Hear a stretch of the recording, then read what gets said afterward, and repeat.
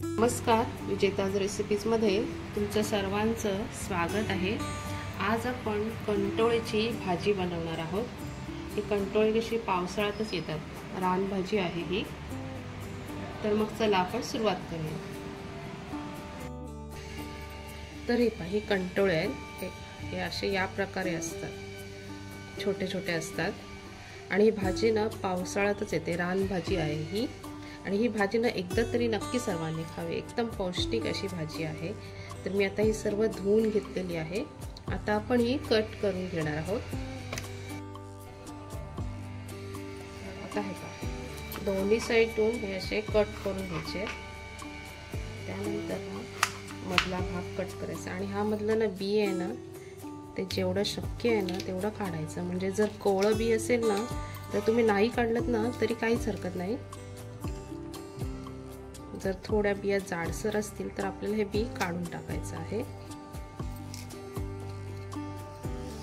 तर हे पहा, मला जेवढं शक्य आहे तेवढ्या मी बिया काढून घेते।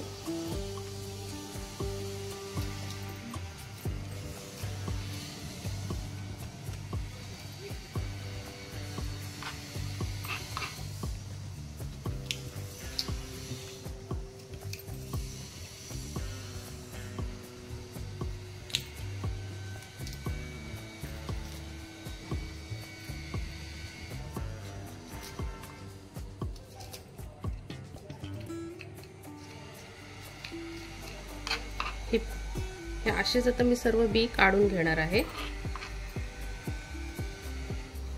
हे दोन्ही साइडून असे कट करूया आणि त्यानंतर हे पहा, हे सर्व बी आहे ना ते काढायचे आपल्याला। कोवळं असेल तर नाही काढलं तरी चालेल। आता हे पण कोवळीच आहेत, पण तरी पण जेवढे निघतात तेवढे मी बी काढून घेणार आहे।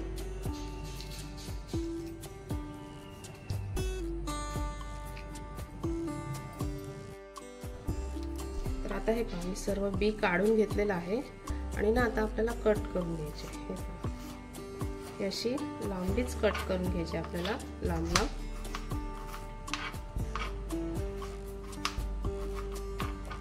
अशीच मी आता सर्व कट करून घेणार आहे। कंटोळीची भाजी ना पावसाळ्यात मिळते आणि ही भाजी ना एकदा तरी नक्की खावी सर्वांना, कारण एकदम पौष्टिक आहे ही भाजी आणि चांगली लागते।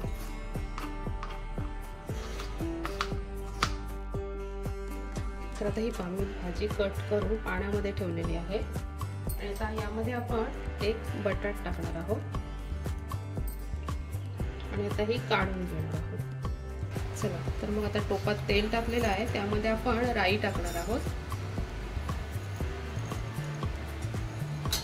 त्यानंतर जिरं,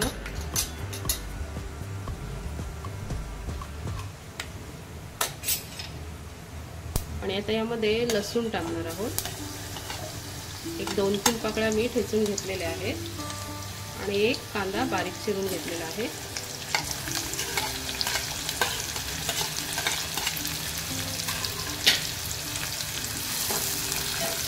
कांदा लसूण चांगला परतवून घेऊया।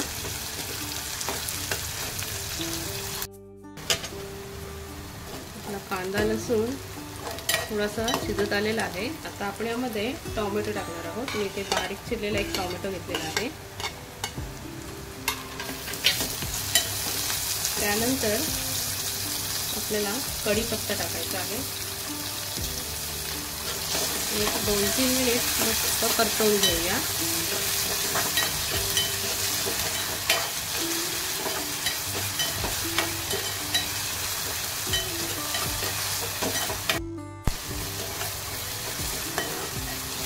कांदा टोमॅटो लसूण चांगला फ्राय झालेला आहे। आता आपण यामध्ये हिंग टाकणार आहोत। त्यानंतर हळद परतून घेऊया आणि ही भाजी ना मिरचीवर पण केली जाते, पण मी इथे घरगुती मसाला वापरणार आहे, कारण पालेभाजी वगैरे मला मिरचीवर आवडते, पण ही अशी भाजी ना मला मसाल्यावरच केलेली आवडते।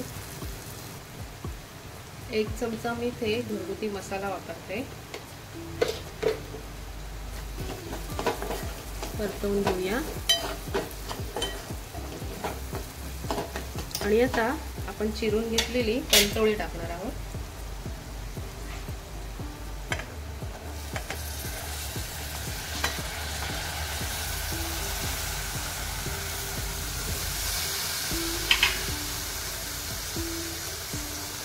चवीपुरता मीठ,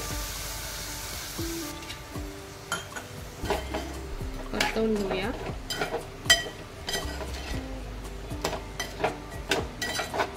आणि आता आपल्याला ही भाजी थोडी शिजेपर्यंत आपल्याला थोडंसं पाणी टाकायचं आहे. ही भाजी ना वाफेवर पण मस्त शिजते, पण आपण यामध्ये बटाटा टाकलेला आहे ना, थोडंसं आपण यामध्ये पाणी टाकणार आहोत. अगदी थोडंसं.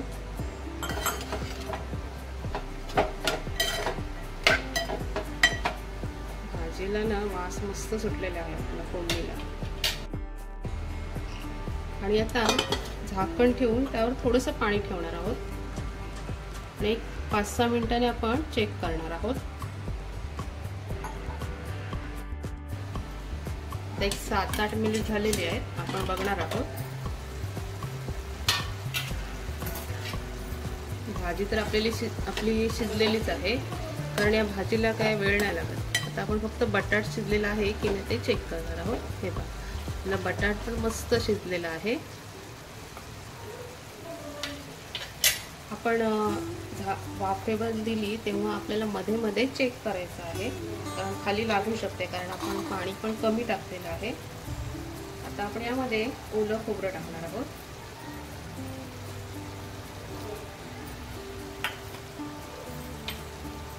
आणि अगदी थोडंसं गूळ चवीसाठी, थोडीशी कोथिंबीर. आणि आता मिक्स करून घेऊया.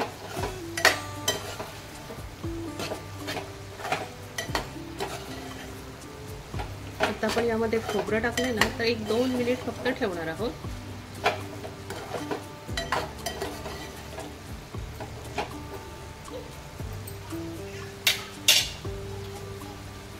दोन मिनिट झाकण ठेवणार आहोत. चला, तर आता 2 मिनिट झालेली आहे.